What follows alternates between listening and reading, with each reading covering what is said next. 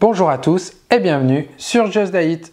Aujourd'hui, petite vidéo pour vous montrer le montage d'un filtre passif. Alors j'en profite d'en avoir un à monter, c'est pour l'enceinte qui est là derrière moi. Si vous ne la connaissez pas, il y a une playlist dédiée projet d'abonnés enceinte d'Alex. Ici, je vous montre pas comment on va dessiner un filtre, ça c'est l'objet d'autres vidéos, articles, etc. Non, aujourd'hui, juste le montage. Alors j'ai mon petit schéma de filtre.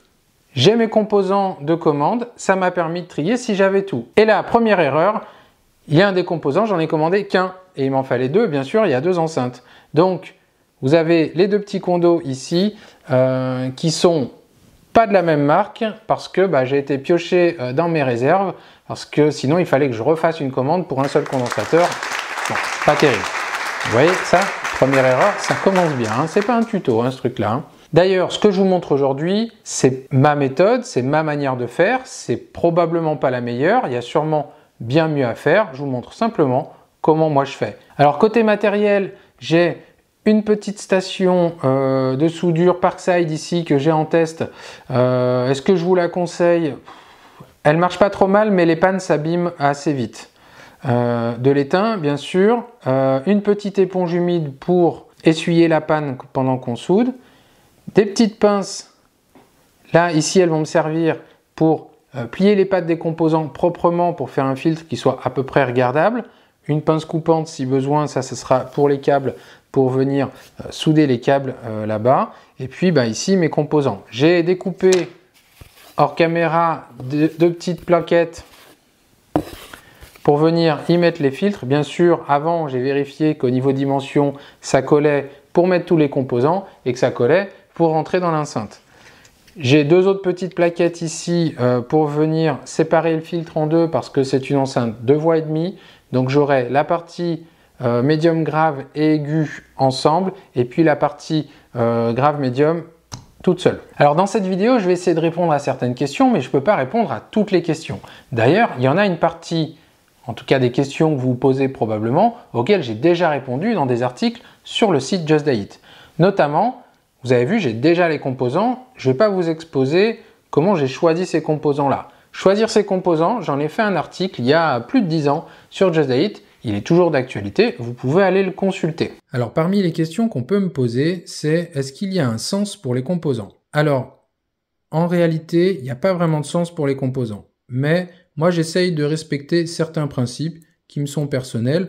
Je suppose que d'autres utilisent ces principes-là, mais je vous en parle. Donc une self, c'est donc une bobine, hein, c'est un fil de cuivre bobiné sur lui-même. Donc il y a le fil entrant, la bobine qui court derrière et un fil sortant. Donc moi ce que j'essaye de faire, c'est de faire entrer le signal par le fil entrant, sortir le signal par le fil sortant. Concernant les condensateurs, encore une fois, aucune règle scientifique, hein, attention. Hein. Concernant les condensateurs, je les mets bêtement dans le sens de l'écriture. Et là, dans ce filtre, je n'ai pas de résistance, mais j'applique la même règle que pour les condensateurs. J'ai également fait un deuxième article sur Just It où j'explique la différence entre les self AR et les self ferrite et ce que j'ai pu noter là-dedans. Dans ce filtre, je n'ai choisi que des self AR parce que je pouvais me le permettre. Et encore, certains me diront que la grosse self qui va sur les graves, j'aurais pu la prendre en ferrite et ils ont peut-être pas tort. Enfin en ferrite avec noyau ferrite. Lorsqu'on va monter ce filtre, on va essayer de respecter des règles pour agencer les composants entre eux. Une self ici, quand le courant va la traverser, elle va rayonner, elle va émettre un certain rayonnement et cela peut influer sur les composants qui sont autour d'elle. J'en avais fait un article et des petites vidéos d'illustration il y a quelques années. Je vous mets également le lien en description. Je vous invite à aller voir tout ça si vous posez ces questions. Tout est dans la description. Alors si on veut simplifier, les selfs, il ne faut pas les mettre dans le même sens. L'idéal, c'est de croiser les surfaces de rayonnement de la self, donc de les placer comme ça ou très éloignées, mais c'est rare qu'on éloigne beaucoup. Alors ici, je vais éloigner beaucoup puisque la grosse self qui concerne le grave médium, c'est-à-dire le haut-parleur du bas, ça va être complètement déporté dans la caisse. Mais ici, pour la partie médium aigu, j'ai 3 selfs que je vais placer perpendiculairement les unes aux autres pour limiter le rayonnement entre elles. Alors c'est très tentant, mais ne jamais mettre de vis dans une self à air, ou n'importe quelle self d'ailleurs, mais dans une self à air, ne jamais mettre de vis au centre pour la fixer. Mettre un métal au centre d'une self revient à changer sa valeur. Donc il faut utiliser des choses qui ne sont pas magnétiques, qui ne vont pas interagir avec la self. Alors comment fixer les composants? Il y a plusieurs manières de faire. Certains collent les composants à chaud avec de la colle à chaud. Moi j'aime pas trop ça pour démonter, c'est pas pratique. Le pistolet à colle à chaud, j'en ai un.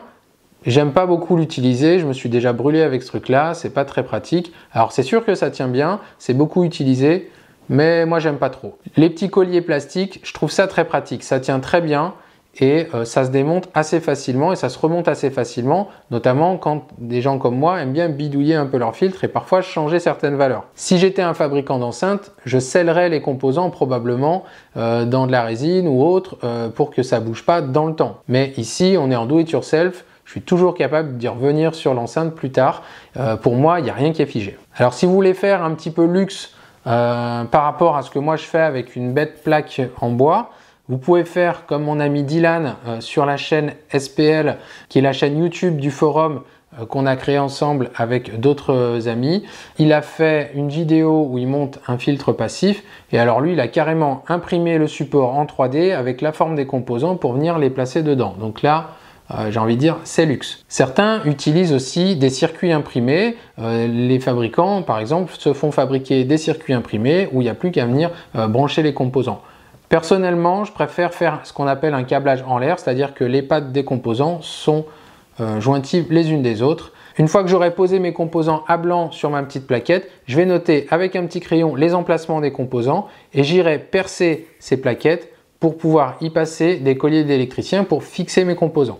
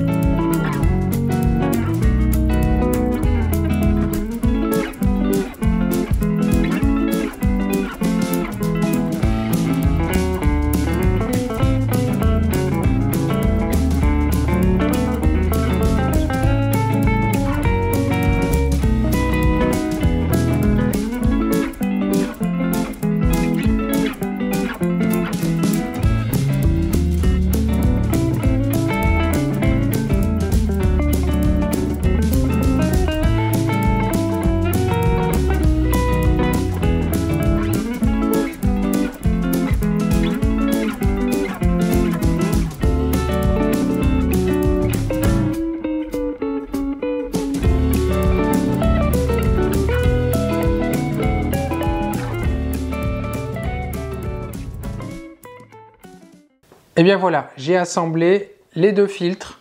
Alors il y a 4 plaquettes, comme je vous ai dit, les deux parties pour le grave et les deux parties pour le grave médium aigu. Donc pas beaucoup de composants dans ce filtre parce qu'il n'y a pas de circuit de correction type RLC, il n'y a même pas de résistance d'atténuation sur le tweeter. Donc c'est un filtre assez simple, néanmoins on est sur des fils de 3e ordre, donc il y a 3 composants à chaque fois par haut-parleur. Donc on a 6 composants ici, là on est sur un fil du 1er ordre avec un petit condensateur bouchon, donc ici on n'a que 2 composants, pas de composants parallèles sur le filtre du grave. Maintenant je vais me servir de ma petite pince Je vais plier toutes les pattes pour les mettre bien l'une en face de l'autre pour pouvoir attaquer la soudure. Et puis, j'essaye de vous montrer ensuite comment souder. Alors, on parle de soudure. En réalité, c'est pas vraiment de la soudure puisqu'on vient apporter un métal d'apport. On ne fait pas fondre les pattes des composants lors de l'assemblage. C'est plutôt du brasage. Si je ne sais pas si je vais arriver à filmer ça correctement, je ne vais pas tout vous montrer parce que ça va être très rébarbatif. Déjà pour moi, ça allait de le faire, mais j'essaierai de vous montrer une ou deux soudures pour faire ça. Une chose. Les petits condensateurs que j'ai récupérés, les pattes sont assez courtes dessus. Je vais rajouter un petit bout de câble entre la self d'entrée du haut-parleur grave médium et ce condensateur du tweeter qui va être le plus, entre guillemets, du filtre. Donc on va passer aux soudures. J'essaie de vous filmer, c'est pas forcément simple. Donc là, on a deux composants dont les pattes se touchent. Je fais toujours en sorte que les pattes se touchent et j'essaye d'avoir une assez grande surface d'appui et pas juste un point. Ensuite, je viens chauffer les pattes. Donc là, je pose mon fer sur les pattes des composants et j'essaye de les faire rentrer un petit peu en chaleur. Ensuite, je teste avec l'étain.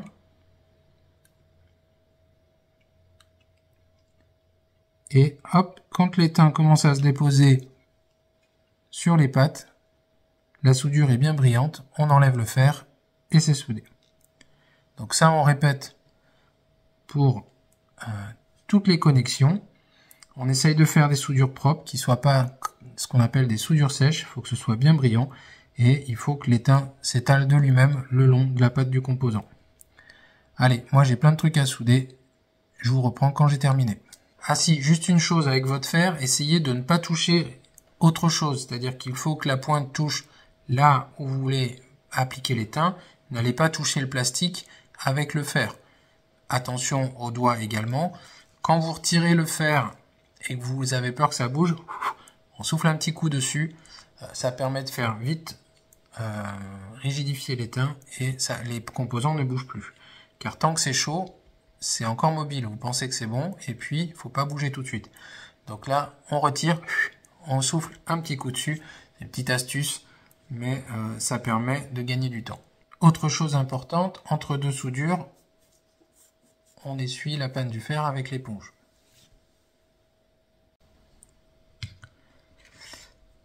Là, je vais raccorder le petit câble entre l'entrée du filtre grave médium et l'entrée du filtre tweeter parce que je n'avais pas les pattes assez longues pour les relier entre eux. J'aurais pu faire autrement, mais voilà, je vais raccorder un petit bout de câble rigide comme ça que j'ai découpé.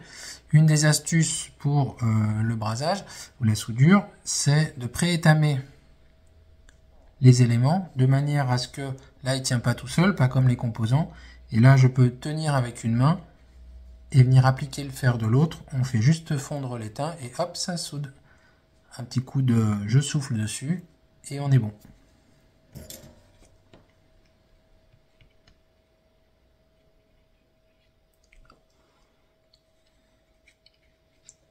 Voilà, et comme ça, ça va plus vite.